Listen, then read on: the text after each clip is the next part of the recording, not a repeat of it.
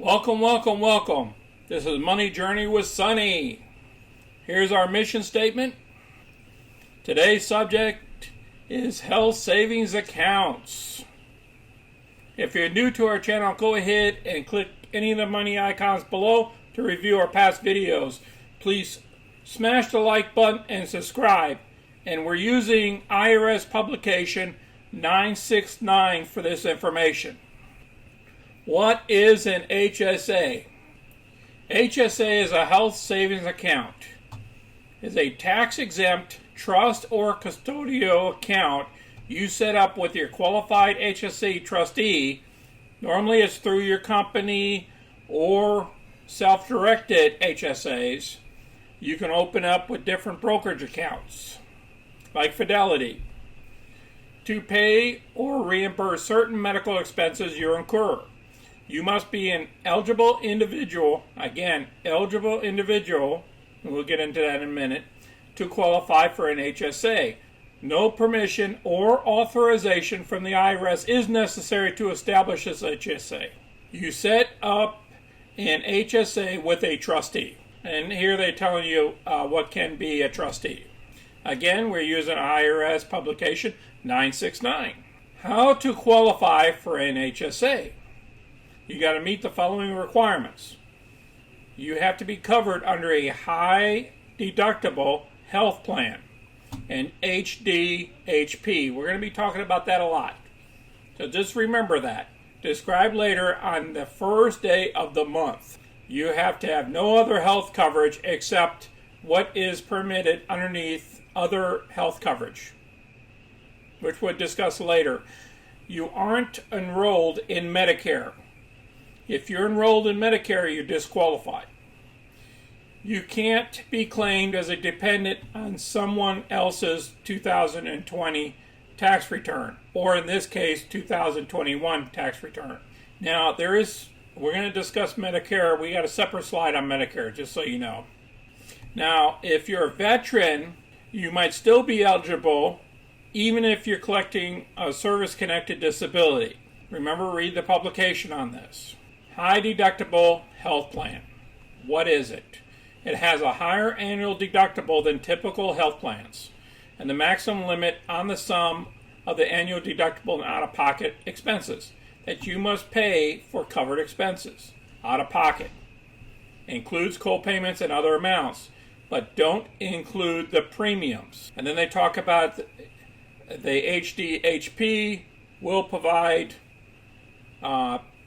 preventive care benefits without a deductible or with a deductible less than the minimum annual deductible.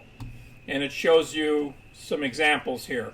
That high deductible health plan. Your company is going to have multiple health plans. This might not be the one for you or your family. You got to really dig into this and see if it's going to be a cost savings for you or you're going to be paying a lot out of pocket. When you sign up for these plans, the company's payment to the insurance company is going to be less.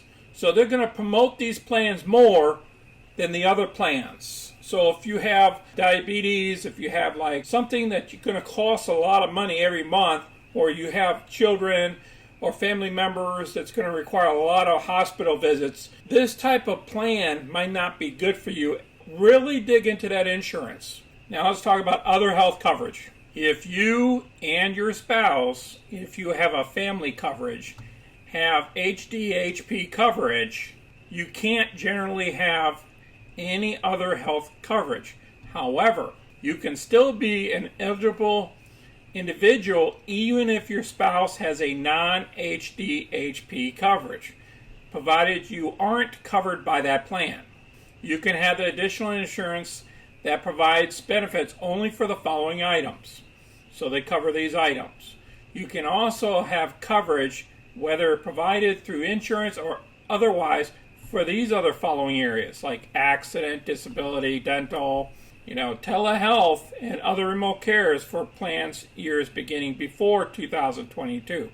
Each spouse who is an eligible individual who wants an HSA must open a separate HSA. You can't have a joint HSA. Here's the annual deductibles.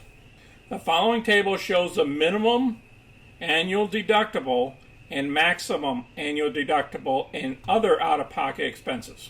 So the minimal here, self-only coverage, or if you have a family coverage, it would be $2,800.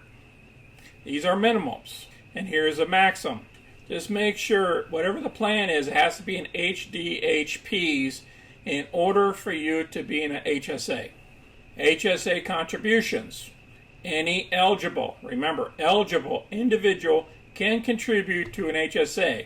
For an employee's HSA, the employee's employer, or both may contribute to an employee's HSA in the same year. Then they talk about the self-employed, where the family members or any other persons may also make contributions on behalf of an eligible individual.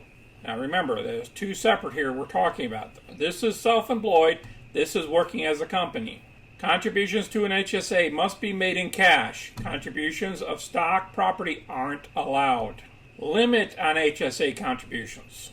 For 2021, if you have self-only HDHP coverage, you can contribute up to $3,600. But if your employer is putting money in, this could be limited. Remember, the maximum that can go into that account is $3,600.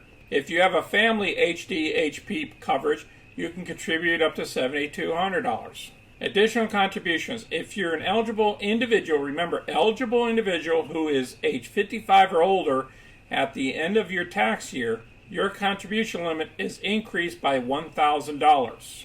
If you're enrolled in Medicare, beginning with the first month you are enrolled in Medicare, your contribution limit is $0. So if you're 65 or older and you're working in a company and you're enrolled in Medicare, you cannot contribute to an HSA.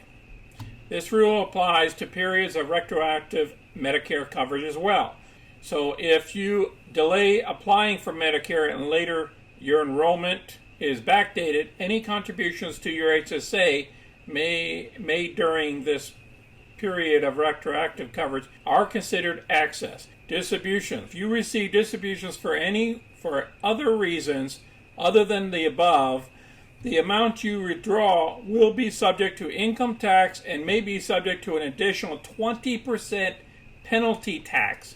That is 20% penalty tax. So if you're in a 25% tax bracket and you accidentally overpay into this account and then you figure it out the next year, you're going to be paying this 20% tax plus whatever the regular tax is when you amend your tax form. So just be careful, guys.